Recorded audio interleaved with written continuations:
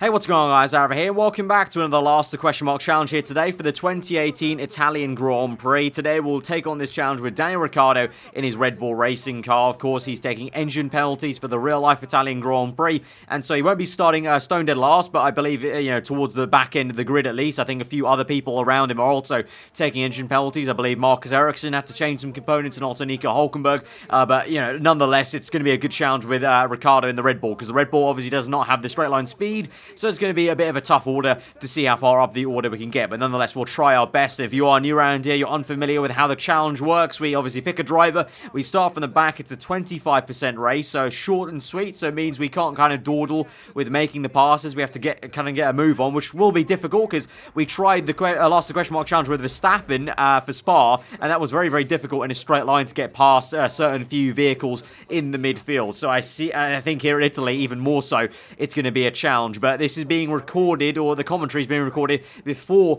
the real life Grand Prix, but the video will be posted just after the real race is over. So let me know in the comments below, guys, what you thought of the real life Grand Prix. Whatever happens there, obviously a few times we've sometimes predicted stuff or jinxed it either way, so let's see if I can do anything like that and hopefully not cause any bad omens or anything like that for certain drivers, or maybe give some good luck to some of your favorite guys as drivers, as we can see. But we're here at the back then, we're alongside Marcus Ericsson, so actually it's going to be a lot like real life, actually, because I believe Ericsson is taking penalty parts as well as Ricciardo, so that's going to be actually quite kind of like real life almost. But we're going to go for the one-stop strategy of super soft to soft tire, where we're not going to do any kind of thing kind of clever with the harder tire first. We're just going to go straight for pure pace right at the start of this race on the fastest tire available here at Italy. So here we go then to 5 red lights for this last question mark challenge here at the Italian Grand Prix. 13 laps ahead of us here around Monza with Daniel Ricciardo. We're underway. It's a bit of a shaky start, and we got an initial good getaway, but then through the gears, Ericsson just climbs up, and so we're still in last place. But this gives us some time to think about where we're going to make a pass. Down the inside we'll go and try and follow there Stoffel van Dorn, who goes down the inside of 2-3 cars there. We're going to follow him through already up into P15. Could it be P14 on the exit, as we just about managed to get a nose alongside Ocon for a split second, then Ocon gets it on the power. Obviously the Mercedes v Renault power is going to be better in the Force India there, but can we get on the left hand side? Van Dorn might make a move on Leclerc, but no, instead it's actually S-Man Ocon that goes round his outside there. The two go side by side, and it kind of actually catches Ocon out there, so we're able to go round him on the right hander and get up into P14, although you can see some major issues on the exit there with the power and oversteer. And you can see right behind me 2 proximity arrows, so now we've got the Toro Rosso going side by side with Ocon there, so a bit of a frosty start there, and Gasly actually gets the better of his fellow countryman, and he's up the order, but not for too long. As we move on then to Parabolica, we're only looking ahead, not behind, and you can see, look at that, 1, 2, 3, 4, 5, 6, 7 cars, I think, almost all bunched up together in the middle of Parabolica. Absolutely amazing. We're going to try and overtake Van Dorn then, and also get the toe of Leclerc. So a double toe off Van Dorn, then Leclerc can make a move to the outside. It's going to have to be, as Leclerc really goes quite defensive there. So good work from him to try and defend his position, but it's kind of futile because we go around his outside. And obviously the Red Bull, we found out at Belgium in the last question mark challenge with Verstappen, very, very good brakes here on the Red Bull. I can kind of see why the Red Bull drivers have a good time of dive bombing, and I would suspect maybe Ricciardo, starting from the back in the real life Grand Prix, we'll see hopefully a fair few Ricciardo-esque dive bombs around Monza in the real life race, like he did, he has done time and time again around Monza in previous races in previous years.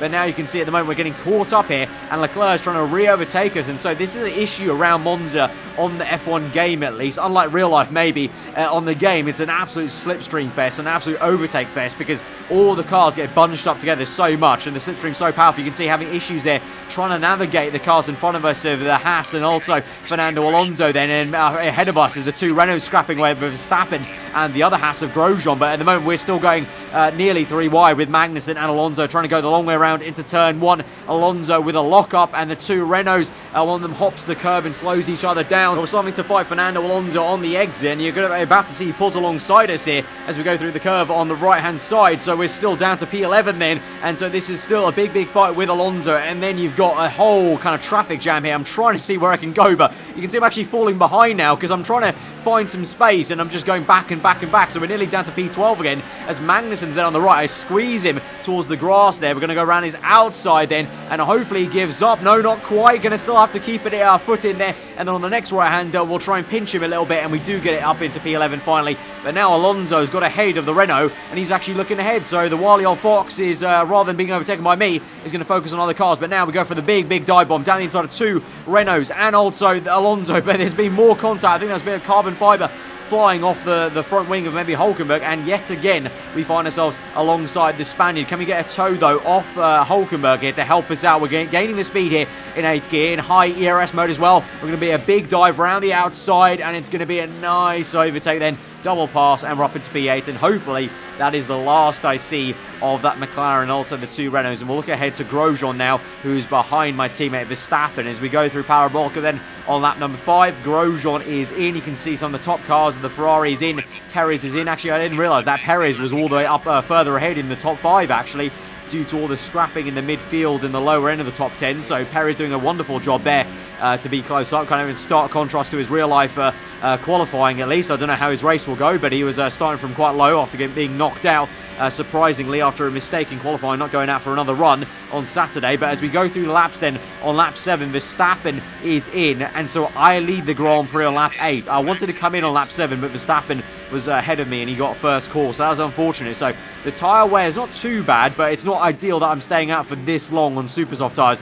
You know, majority of the race on the faster compounded tyre sounds kind of good, but obviously the tyre wear kicks in. So we eventually come in on what will be on towards lap 9 for soft tyres then. So we've only got to find out our laps then to make passes. I don't know where we'll come out. The hope is I can jump Grosjean with an overcut effectively, because I ran in clean air. You saw I set a fast lap of the Grand Prix actually on what was lap 7, I think it was. So clean air running hopefully should help us jump Grosjean. But where on earth is Verstappen going to be in relation to us there? Because we did catch him a little bit as we come in the pit lane then, down the main straight. There goes Verstappen for a move down the inside of Perez there. So great stuff. We come out and see that battle right in front of our eyes, side by side. Verstappen on the long way round into turn 2. Perez squeezing him. He might have the advantage. Mercedes engine power v the Renault. I'm trying to squint my eyes to see who's got the better, and it is Perez. We go into Parabolka on lap 9 towards lap 10. Perez ahead of Verstappen still. So now, can we try and make a double overtake maybe as they scrap away? Meanwhile, up ahead of them are the 2 Ferraris, and then it's a 1-2 for Mercedes, and hopefully that's not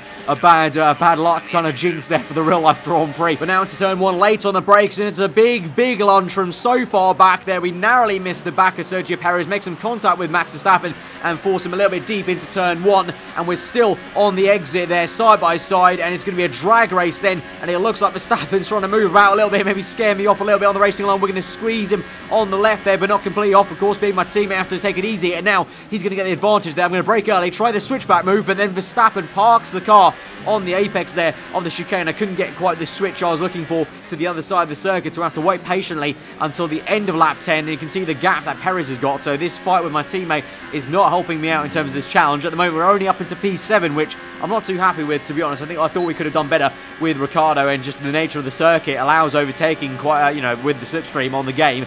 So not quite entirely happy with P6 at the moment, either will be as we overtake Verstappen there, lock up on the front tyre, but we get it slowed down eventually. And now we've only got 2 laps left to go to try and chase after Perez and get a maximum what would be P5. That would be the max, probably the Red Bulls are even hoping for in real life, so I would be happy with that. But as we go into Ascari then, oh, it's an engine failure for Sebastian Vettel there on the exit, and Kimi Raikkonen, oh, Raikkonen's made contact with Vettel, and the tyre is off. Raikkonen out this Grand Prix on the left there, he's parked up with a tyre off there, and Vettel spewing engine smoke, and so it's going to be a double DNF for the Ferrari boys here on lap number 12, the Ascari. And so as we go through Parabolka, Hamilton sits fast after the Grand Prix. It's a 1-2 for Mercedes. Perez is up into a podium position in 3rd place, and we are going to get P4 with Ricciardo, Grosjean P5, Verstappen down to P6, I think that is. But both Ferraris out at the home Grand Prix. That is awkward. I sincerely hope that is not a bad omen for the real-life Grand Prix. Of course, you would have seen the real-life Grand Prix race by now, so you can tell me in the comments below, but as I record this, we're about 2 hours to go till the real-life Grand Prix, so I really do hope that is not a bad omen. Otherwise, that's not a kind of wizardry prediction I want to make at the Italian Grand Prix. For the sake of the championship as well, I hope that's not what happens. Yeah, that's what happens in the last question mark challenge there. Very dramatic end to the challenge. But guys, if you did enjoy that, hit that like button. Let me know what you thought in the comments below. And like I said at the very beginning, let me know what you thought of the real-life Grand Prix. Obviously being posted straight after, so give me your hot take and hot reactions from the Italian Grand Prix. If you are new around here, do subscribe for weekly Formula 1 content. And guys, I've got my second video with the F1 driver Charles Leclerc going out later today, so be on the lookout. If you haven't seen the chat I had with Marcus Ericsson that was posted yesterday, check that one out with an annotation in the top right there. But I got the great opportunity to talk to both Alfa Romeo Sauber drivers in the paddock on Thursday at Monza, thanks to my new esports team Veloce. So the talk with Charles Leclerc will be coming out later today, so look out for that, and do get subscribed if you're new around here for that. I'll see you guys then. Hope you enjoy the rest of your day. Goodbye.